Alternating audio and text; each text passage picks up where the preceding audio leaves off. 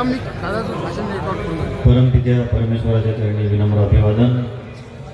अखंड भारत मातेच्या चरणी विनम्र अभिवादन.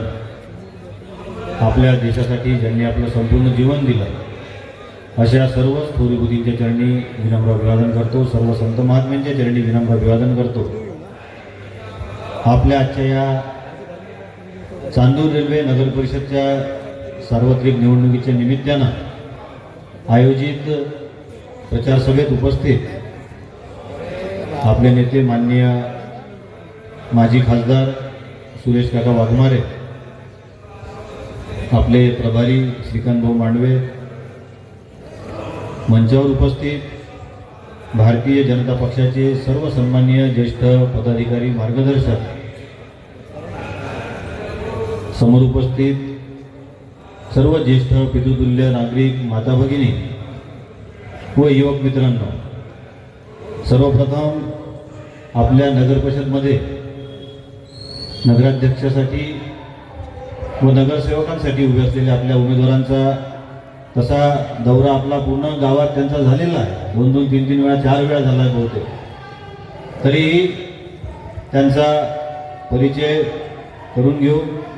अध्यक्षपदाच्या आपल्या उमेदवार सौ स्वातीताई शैलेंद्र मेटे ताई,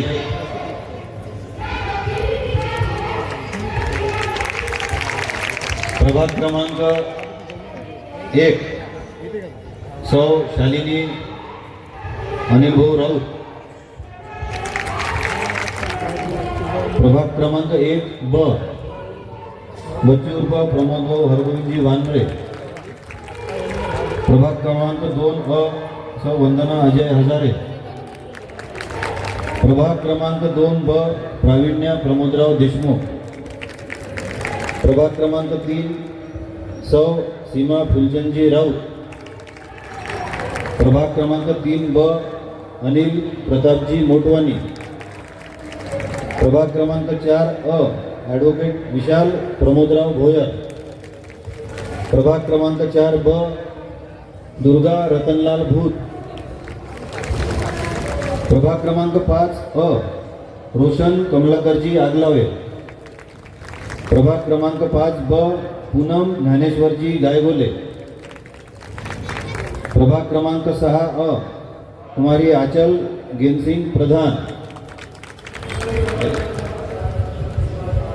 प्रभाग क्रमांक 6 ब गजानन उत्तमराव ठाकरे, प्रभाग क्रमांक 7 अ श्रुतिका अनिल भाऊ आठवले, प्रभाग क्रमांक 7 ब मंगेश रामदासजी फरकुंडे, प्रभाग क्रमांक 8 अ सौ ममता राजेशजी रॉय, प्रभाग क्रमांक 8 ब पप्पू उर्फ निलेश भालेराव, प्रभाग क्रमांक 9 अ संग्राम उर्फ सायलेश प्रतापराव इमले, प्रभाग क्रमांक 9 ब सौ संगीता बंडूभाऊ बाबर, प्रभाग क्रमांक 10 अ सौ कल्पना गणेशभाऊ गिरपुंजे, प्रभाग क्रमांक 10 ब अंकित संतोष कदम, त्याचा थोडासा ॲक्सिडेंट झाल्यामुळे पायाला लागला आहे, त्यामुळे तो उपस्थित राहू शकला नाही. असे आपले अध्यक्षपदाचे आणि नगरसेवकांकरता उभे असलेले आपले 20ही उमेदवार, ते अत्यंत सक्षम व चांगले उमेदवार भारतीय जनता पक्षाने दिलेले आहेत. आणि मला असं वाटते की 2च राष्ट्रीय पक्षांचे उमेदवार हे अध्यक्षासाठी आणि पूर्ण नगरसेवकांसाठी उभे आहेत. इतर पक्षांचे कोणाचे 2, कोणाचे 3, कोणाचे 4-5 असे उमेदवार या नगर परिषदेमध्ये उभे आहेत, जे या नगर परिषदेमध्ये नगराध्यक्ष म्हणून निवडून येऊन या गावाला चांगलं बनवण्याचं, विकास करण्याचं स्वप्न दाखवून राहिले आहे. त्यांचे संपूर्ण उमेदवार तरी उभे आहे का त्यांनी ते तपासावं. ज्यांची क्षमता पूर्ण उमेदवार उभे करायची नाही, ते या गावाचा विकास करण्याच्या गोष्टी करून राहिले. आणि ज्यांना स्वतःच्या पक्षाची लाज वाटते, जाहीरपणे स्वतःच्या पक्षाचं नाव न सांगता काय ना म्हणजे आमचं चांदूर शहर पॅनल यांचा बी फॉर्म वंचित बहुजन आघाडी या नावानं आहे. परंतु यांना पक्षाचं नाव स्वतःच्या उमेदवारीला लावायला लाज वाटते. पक्षासोबत या पद्धतीने वागणारे उमेदवार आपल्या गावासोबत कसे वागतील याचा विचार आपण केला पाहिजे. माझं उमेदवारांबद्दल काहीच म्हणणं नाही. सर्व या गावचे नागरिक आहेत, सर्व पक्षाचे उमेदवार हे अत्यंत चांगले आहेत, कुणीही वाईट नाही. प्रत्येकजण समाजामध्ये काम करणार आहे, समाजासाठी काम करण्याची तळमळ असणार आहे आणि सगळेच चांगले आहे. परंतु प्रश्न असा आहे की उमेदवार निवडून देताना का म्हणून निवडून द्यायचा याचाही विचार आपण केला पाहिजे. आपण चांदूरचे शुद्ध नागरिक आहोत. अनेक वर्षापासून आपण एक गाव पाहून राहिलो. काकांनी सांगितलं, उल्लेख केला. बऱ्याच वेळा लोक जेव्हा इथे येऊन जायचे तेव्हा उल्लेख करताना चांदूर या खेड्यातून आम्ही आलो असं बोलायचे. तेव्हा आम्हाला वाईट वाटायचं की आपल्या मतदारसंघातलं एक गाव तालुकाच लेवलचं गाव आणि या बाबतीत लोक असे बोलतात. परंतु दुर्दैवानं सातत्यानं 15 वर्ष या मतदारसंघाला असं लोकप्रतिनिधी लाभले की ज्यांना साधा पाण्याचा प्रश्न स्वतःच्या गावचा सोडवता आला नाही आणि इकडे तिकडे जाऊन आम्ही असं करू तसं करू म्हणून भाषणं देतात. इथं काका 2-3 भाषणं झाले, मागच्या सभांमध्ये झाले, काँग्रेसचे झाले, बाकीच्या उमेदवारांचे झाले. त्यांनी आरोप करताना पाणी पुरवठा योजनेबद्दल काही आरोप केले की पाणी पुरवठा योजना ही त्यांनी सादर केली होती म्हणे शासनाकडे. पण काय झालं, तुम्ही जर सादर केली होती तर मंजूर का झाली नाही? म्हणजे त्यांनी मान्य केलं की आम्ही सादर तर केली पण आम्हाला मंजूर करून आणता आली नाही, आमच्यात ती क्षमता नव्हती. हे त्यांनी भाषणात सांगितलं की आम्ही सादर केली होती. आणि आमदारांनी नंतर, म्हणजे मी आमदार झाल्यानंतर या आमदारांनी चांदूर रेल्वे शहराचं मालखेडचं पाणी हे आजूबाजूच्या खेड्यांना देऊन टाकलं ना, चांदूरवर अन्याय केला. तर तुम्ही चांदूरचे फक्त आहात या संपूर्ण धामणगाव मतदारसंघाचे आहात. आपण जेव्हा विधानसभेचं प्रतिनिधित्व करतो तेव्हा पूर्ण विधानसभेचं पालकत्व आपल्याकडे येते आणि पालकानं आपल्या मुलांवर अन्याय करायचा नसतो. एकाला जास्त दुसऱ्याला कमी हा भेदभाव करणं चुकीचं असते. आणि त्यावेळी चिरोडी असो, पाथरगाव असो, कारला असो, हे बाजूचे पूर्ण सावंगी मगरापूर गाव या सगळ्या गावांना पाण्याची अत्यंत आवश्यकता होती. तिथं किडनीनं लोक मरून राहिले आणि त्या गावांना पाणी पुरवठा योजना काय दिली म्हणून यांनी काँग्रेसच्या लोकांनी इथं आंदोलनं केले. ही अत्यंत दुर्दैवी गोष्ट होती. चांदूरला पाणी कमी पडून राहिलं. चांदूरला जर योग्य पाणी आपण देऊ शकून नाही राहिलो तर 15 वर्ष लोकप्रतिनिधी म्हणून तुम्ही काय केलं? पूर्ण क्षमतेने इथं पाणी यायला पाहिजे होतं. त्याची नियोजन, त्याची व्यवस्था आपण करायला पाहिजे होती. ते न करता खेड्यांना, गावांना पाणी देऊ नका, चांदूरला पाणी द्या असं म्हणणं हे अत्यंत दुर्भाग्यपूर्ण होतं. परंतु कुठलाही अन्याय तेव्हाही चांदूरवर आम्ही केला नाही. मालखेड तलावाची क्षमता तपासून जे चांदूरचं रिझर्वेशन आहे त्याच्या व्यतिरिक्तचं रिझर्वेशन करून ते पाणी आपण ग्रामीण भागात दिलं होतं. चांदूरचं कुठलंही पाणी 1 लिटर पाणी सुद्धा चांदूरचं कमी केलं नव्हतं. परंतु तरीही त्या मालखेड तलावाची क्षमता या शहराला पुढचे 25-30 वर्ष, 50 वर्ष पाणी पुरवण्याची नाही आहे. 1-2 वर्ष जर पाऊस आला नाही तर या गावाला कायम तहानलेलं राहावं लागेल पूर्ण वर्षभर, अशी स्थिती निर्माण होईल. कारण मालखेड तलावाची क्षमता कमी आहे. जर दरवर्षी पाऊस आला तर ठीक आहे, पण 1-2 वर्ष कमी पाऊस झाला, जसं मागच्या वेळेस झालं होतं 1-2 वर्ष आधी, तेव्हा या गावात हाहाकार माजला. पोलीस लावावं लागलं तर टँकरपाशी, अशी स्थिती या गावात निर्माण झाली होती. ही स्थिती भविष्यातही निर्माण होण्याची शक्यता लक्षात घेऊन आम्ही वरुड बगाजी इथून कायमस्वरूपी सोर्स, म्हणजे 2-3 वर्ष पाऊस आला नाही तरी या शहराला पाण्याची कमतरता पडणार नाही अशी योजना मंजूर करून आणली 64 कोटीची. परंतु यांना ते खपलं नाही, कारण स्वतःकडून झालं नाही. आणि आता लोक आपल्याला काय म्हणतील म्हणून काहीतरी गोष्टी सांगणं सुरू केलं की योजना पूर्णच होणार नाही. भूमिपूजन होऊन 2 वर्ष झाले, अजूनही झाली नाही. आपल्या माहितीसाठी या योजनेचं भूमिपूजन आपण 1 वर्ष आधी केलं, 1-2 महिने मागं पुढं, पण 1 वर्ष आधी केलं. त्यातलं एका टाकीचं काम जवळपास 80-90% पूर्ण झालं. गावातल्या पाईपलाईनचं काम जवळपास 80% पूर्ण झालं. दुसऱ्या टाकीचं काम आता सुरू झालं आणि पाईपलाईन जे वरुड बगाजीतून येणार आहे त्याचं 30% काम पूर्ण झालं, तेही प्रगतीपथावर आहे. पण स्वतःचीच नामुष्की स्वतःच स्वीकारणारे लोकप्रतिनिधी, माझी लोकप्रतिनिधी आम्ही तर पाहिलं. त्यांचं म्हणणं आहे की ही योजना आणली पण 3 कोटी रुपये लोकवर्गणी लोकसभा भरावा लागेल. ती नगर परिषदेची परिस्थिती नाही, आम्हालाही माहीत आहे. मी नगर परिषदेचा नगराध्यक्ष राहून चुकलो आहे, मलाही समजते. पण तरी आम्ही योजना आणली. यांची क्षमता नसेल ते व्यवस्था करण्याची, पण आमची क्षमता आहे आणि आम्ही व्यवस्था केली आहे. त्याच्यामुळे काळजी करण्याची गरज नाही. ते 3 कोटी रुपये आम्ही भरणार आणि योजना 100% पूर्ण वर्षभरात केल्याशिवाय राहणार नाही. आम्ही आपल्या चांदूरवासियांना शब्द देतो. ज्यांची क्षमताच नव्हती, 15 वर्ष काहीच करू शकले नाही, त्याच्यामुळे स्वतःसारखं दुसऱ्यांना समजणं हा त्यांचा स्वभाव झाला. ते काहीच करू शकले नाही. आमची क्षमता आम्ही करू शकतो आणि आम्ही करून दाखवू हा विश्वास आपल्याला देतो. अनेक मोठमोठे कामं या चांदूर रेल्वे शहरामध्ये जे 15 वर्षात मागच्या होऊ शकले नव्हते ते आपण करून दाखवले. या नगर परिषदेमध्ये सातत्यानं बरेच वर्ष मोठा काळ काँग्रेसची सत्ता राहिली. त्या सत्तेमध्ये या गावाचं काय झालं, किती कामं झाली याच्यावर हे बोलत नाही. यांनी असं केलं, त्यांनी तसं केलं, भ्रष्टाचार केला, रस्ता खराब केला. अरे खराब झाला तर तुम्ही काय करून राहिले ते कंप्लेंट करा, तक्रार करा, आम्ही कारवाई करू, रस्ता दुरुस्त करून घेऊ कंत्राटदाराकडून.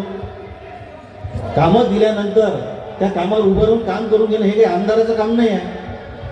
तुम्हाला जर वाटतं की काम चुकीचं होऊन झालं तुम्ही तक्रार करा, कोणं नाही म्हटलं.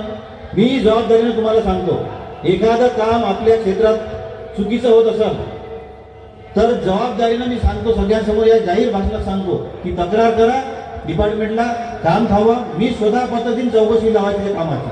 कंत्राटदार कोणी असो, आपल्या जवळचा असो का दूरचा असो, एवढं ठामपणे मग मी उभा असताना अडचण काय. पण यांच्याकडून स्वतः आयुष्यात पूर्ण त्यांच्या कार्यकाळात काही झालं नाही. या गावात रस्ते, नाल्या, गार्डन्स, अभ्यासिका हे काहीच करू शकले नाही. आणि त्यामुळं फ्रस्ट्रेशनमध्ये आज जेव्हा लोक दूर जाताना दिसतात तेव्हा काहीतरी बोलायचं म्हणून हे बोलत राहतात आणि त्यामुळं वेगवेगळे आरोप करणं सुरू आहे. आणि आमच्यावर काल परवा काही आरोप झाले की तो वातावरण बिघडण्याचा प्रयत्न केला, हिंदू मुस्लिम भेदभाव केला. अरे आमच्या काळात जेवढे कब्रस्तानला निधी दिला, उर्दू शाळांना निधी दिला, जेवढा अल्पसंख्याकांचा निधी माझ्या काळात आला तेवढा यांच्या 15 वर्षाच्या काळात आला नाही. आणि हे काय आरोप करून राहिले.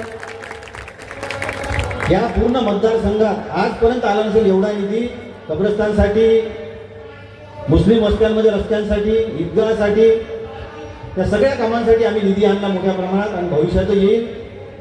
आणि माझ्या काळात मला तरी वाटत नाही की कुठल्याही मुस्लिम बांधवांना आम्ही त्रास दिला किंवा काही केलं असेल, कुठल्याच धर्माच्या नाही. आम्ही बुद्धविहारासाठी मोठ्या प्रमाणात पैसे दिले. आपल्या चांदूर नगर परिषदेच्या आवारात असलेल्या डॉक्टर बाबासाहेब आंबेडकरांच्या पुतळ्यासाठी मोठा निधी उपलब्ध करून दिला. छत्रपती शिवाजी महाराजांच्या पुतळ्यासाठी मोठ्या प्रमाणात निधी आपण उपलब्ध करून दिला.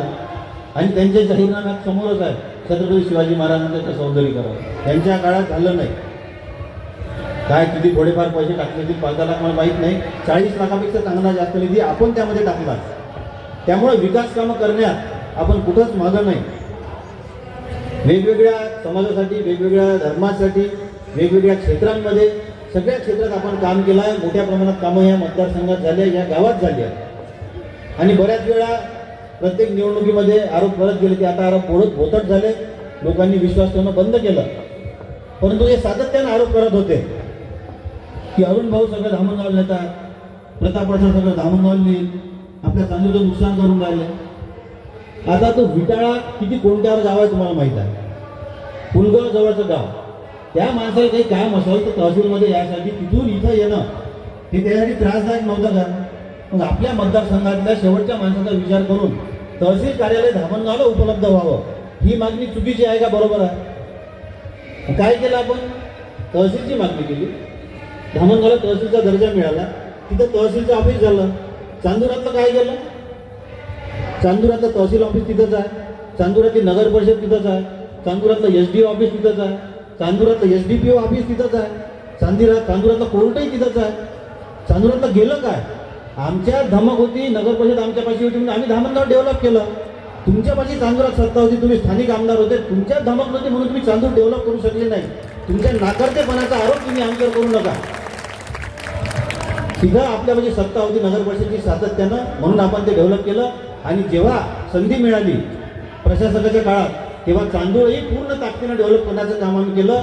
शेकडो कोटी रुपये आपण चांदूरला दिले. एवढा निधी यांच्या कधी 15 वर्षाच्या काळात आला नाही. एवढा मोठा निधी आपण इथं दिलेला आहे. त्याच्यामुळं माझी आपल्या सगळ्यांना विनंती आहे की या चुकीच्या गोष्टींच्या मागं आपण लागू नये, या भ्रमात येऊ नये. अध्यक्षांच्या उमेदवार आहे, त्यांच्यावर आरोप करणं सुरू आहे. भ्रष्टाचार केला, फाईल आहे, असा आहे, तसा आहे, हे आहे, ते आहे, हे केलं, पैसे खाल्ले. 15 वर्ष 30 वर्ष ते नोकरीत होते. सत्ता कोणाची होती? आमदार तुम्ही इथंच होते, सत्ताही तुमचीच होती. तुमच्या अंडरमध्ये ते अधिकारी काम करत होते. मग त्यानं जर चुकीचं काम केलं, भ्रष्टाचार केला, तर तुम्ही काय करत होते? एक तर तुम्ही खोटे आरोप करून राहिले, किंवा जर आरोप खरे असतील तर तुम्ही त्यात सामील होते, असंच म्हणायला लागेल. अरे कोणत्याही गोष्टीची पद्धत असते. बेशुद्ध मी आज म्हणू शकतो कोणी इथं उभा एक पाहिजे कोणाही माणसा, तर तू पैसे खाल्ले, तू हे केलं, ढमके केलं, तमकं केलं. जर तसं झालं असेल तर त्याची तक्रार करा रीतसर. आपल्यापाशी न्याय व्यवस्था आहे, परंतु यांना न्याय व्यवस्थेवर विश्वास नाही, आपल्या यंत्रणांवर विश्वास नाही.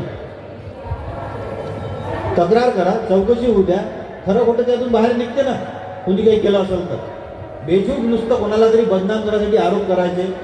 स्वतः यांच्या आयुष्यात यांनी काय काय केलं सगळे इथलेच आहे. चांदुरातलेच नागरिक आहे, चांदुरातलेच लोक आहेत, चांदुरातच तुम्ही राहता, चांदुरातच सगळे लोक राहतात. त्या प्रत्येकाला माहीत आहे की आरोप करणारे कोणत्या पद्धतीचे आहे, आरोप करणाऱ्यांची त्यांची पूर्ण आयुष्यभर त्यांनी काय केलं, कसे वागले, काय काय कोणासोबत केलं आहे ते. त्याच्यामुळं माझी आपल्याला विनंती आहे की आम्ही एक अत्यंत चांगलं स्वच्छ पारदर्शक प्रशासन या चांदूर शहरामध्ये राबवून दाखवू आणि एक चांगला विकास या संपूर्ण चांदूर शहरामध्ये करून दाखवू. आज खऱ्या अर्थानं चांगली संधी आहे. मी धामणगावला सांगितलं की धामणगावला बऱ्याच वर्ष आपली सत्ता होती, तरी स्थिती बऱ्याच वेळा अशी होती की आपल्यापाशी राज्यातली सत्ता नव्हती, कधी केंद्रातली सत्ता नव्हती. धामणगाव नगर परिषद आपल्यापाशी होती, परंतु आमदार आपला नव्हता, तर कधी राज्यातली सत्ता नव्हती. म्हणजे मधातल्या साखळी तुटत होती, पूर्ण वरून खालपर्यंत सत्ता नव्हती. यावेळेस अशी स्थिती आहे, केंद्रातही आपली सत्ता आहे, राज्यातही आपली सत्ता आहे, पालकमंत्री आपल्या पाठीशी ठामपणे उभे असणाऱ्या, आपल्या सगळ्यांच्या आशीर्वादाने मी आमदार आहे. आणि नगर परिषदमध्ये जर सत्ता आपली आली तर 100% वरून खालपर्यंतची लाईन लागेल. केंद्राचा पैसा, राज्याचा पैसा, डीपीसीचा पैसा, आमदार निधीचा पैसा हा एका लाईनीनं पूर्ण आपल्या चांदूर रेल्वे शहरामध्ये येईल. आणि आजपर्यंत कधी झाला नाही एवढा विकास आपल्या गावाचा निश्चितपणे 100% होईल, मी आपल्याला विश्वास देतो. आपल्या शहराच्या सर्वांगीण विकासाच्या दृष्टीनं आपल्या इथे स्विमिंग पूल झाला पाहिजे, यासाठी आपण मागं निवेदन दिलं होतं. आपले सन्माननीय मंत्री, राज्यमंत्री गृह पंकजभाऊ भोयर यांनी तसे निर्देश दिलेले आहे की आपल्या पोलीस स्टेशनच्या हद्दीमध्ये प्रिमायसेसमध्ये एक चांगला आंतरराष्ट्रीय दर्जाचा स्विमिंग पूल करावा, तसे डिझाईन करण्याचे आदेशही दिले आहेत. मी पत्र दिलं, त्या पत्रावर माननीय मुख्यमंत्री महोदयांचं एंडोर्समेंट झालेलं आहे आणि ते पत्र पुढं गेलं आहे. त्याचा प्रस्ताव लवकरात लवकर होईल आणि एक चांगला स्विमिंग पूल आपल्या शहराच्या व ग्रामीण भागातील तरुणांच्या सेवेत येईल. आणि जे एक दुसरे उमेदवार आहे त्यांचे नेते भाषण देऊन आले का या शहराला नवीन बिल्डिंग झाल्या पाहिजे, तिकडे सगळ्यांचं दुर्लक्ष आहे. कोणत्या म्हणजे जगात वावरून राहिले मला माहीत नाही. आपल्या इथं पोलीस स्टेशनची चांगली बिल्डिंग तयार होण्याचं काम सुरू आहे. आपल्या इथं न्यायालयाच्या बिल्डिंगचं वर्क ऑर्डर झाली, त्याचं काम लवकरात लवकर सुरू होईल. थोडंसं ते कोर्टात असल्यामुळे मला वाटतं वेळ लागेल, पण ते होईल सुरू. पण त्याचं टेंडर झालं. 30 कोटीची इथं बिल्डिंग होऊन राहिली आपली कोर्टाची. पोलीस स्टेशनची वसाहत आपली होणार आहे, त्याचा प्रस्ताव आपला गेला. नगर परिषदची बिल्डिंग भरपूर जुनी झाली, यांच्या कार्यकाळात त्यांच्याकडून करणं झाली नाही. आपण तिचा प्रस्ताव पाठवला, ती आपण करणार आहोत. धामणगावलाही मी आपले नगराध्यक्ष असताना, उर्मिलाताई असताना तिथं 1 कोटीची बिल्डिंग त्यावेळेस बांधली. नांदगाव खंडेश्वरला 3 कोटी रुपये मंजूर झाले. आपले नगराध्यक्ष 2.5 वर्ष होते, त्यामुळे आपण तिथं ती मंजूर करून घेतली. 3 कोटीची बिल्डिंग, तिचंही आता टेंडर लागणार आहे. आणि आपली बॉडी बसल्यानंतर साधारण वर्षभरात आपण नगर परिषदची बिल्डिंग सुद्धा टेंडर करून काम सुरू करू, असा मी आपल्या सगळ्यांना विश्वास देतो. या सगळ्या गोष्टी आपण करणार आहे, आपल्या लक्षात आहे आणि आपल्या पाठपुराव्यात आहे. आपले पत्रव्यवहार सुरू आहे, आपले सगळं नियोजन झालेलं आहे. गरज आहे फक्त आपल्या सगळ्यांच्या आशीर्वादाची. आपल्या सगळ्यांनी ज्या पद्धतीने मला विधानसभेत आशीर्वाद दिले, त्यानंतर मोठ्या प्रमाणात 2.5 वर्ष जे कोरोनात गेले, तो काळ जर सोडला तर त्यानंतर संपूर्ण मतदारसंघात मोठ्या प्रमाणात विकास सुरू आहे. धामणगाव, चांदूर, नांदगाव तीनही तालुक्यांमध्ये मोठ्या प्रमाणात विकास कामं आपली सुरू आहे. आपण सगळे डोळ्यानं पाहून राहिलो. मी काही वेगळं सांगायची गरज नाही. एवढा मोठा पाण्याचा प्रश्न होता, आपल्या सगळ्यांना माहिती आहे. महिलांसाठी अत्यंत जीवाभावाचा प्रश्न, जिव्हाळ्याचा प्रश्न आहे.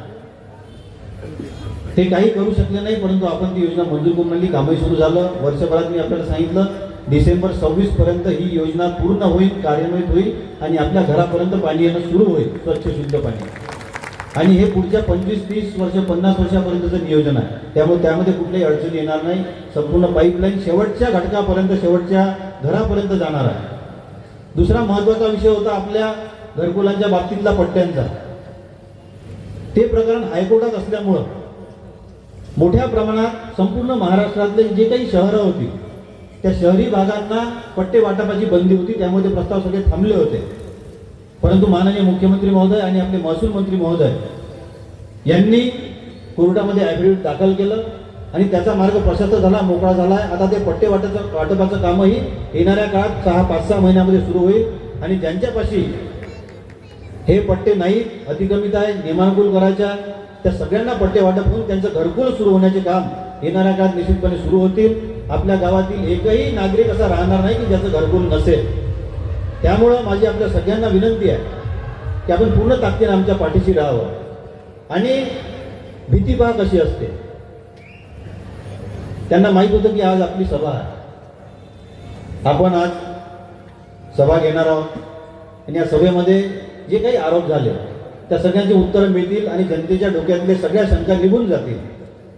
पण म्हणून मग ही सभा होऊ नये म्हणून आपली 5:30 वाजतापासूनची परमिशन होती.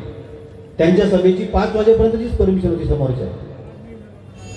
मुद्दामून हेतुपुरस्सर सभेचा वेळ वाढवत नेणे, 5-6 वाजेपर्यंत तिथं यायचंच नाही, तिथपर्यंत रॅली आली, पुन्हा तिकडे नेली. मला काही हे बोलायची गरज नव्हती, पण लोकांच्या लक्षात आलं पाहिजे की कशा पद्धतीने लोक वागतात. आणि या पद्धतीने ती भीती असल्यामुळं विरोधकांना बोलण्यासाठी कुठले मुद्दे नाही आहे. आणि त्यामुळं या पद्धतीचं वागणं आणि बेछूट आरोप करणं, खालच्या स्तरावर जाऊन चुकीचे आरोप करणं, ह्या सगळ्या गोष्टी सुरू आहेत. मी सुरुवातीला म्हटलं की जेवढेही उमेदवार या चांदूर रेल्वे शहरामध्ये असतील, धामणगाव, नांदगाव कुठेही असतील, कोणत्याही पक्षाचे असतील, विरोधी पक्षाचे असो की आपले असो, हे सगळे लोक, सगळे उमेदवार चांगले आहेत, आपापल्या क्षेत्रात काम करणारे आहेत, तळमळ असणारे आहेत. पण आपल्याला फक्त माणूस निवडून नाही द्यायचा, आपल्याला आपल्या गावाचा विकास निवडायचा. आणि जर विकास निवडायचा असेल तर कोणाला निवडून दिलं पाहिजे हा विचार करून मतदान करणं आवश्यक आहे.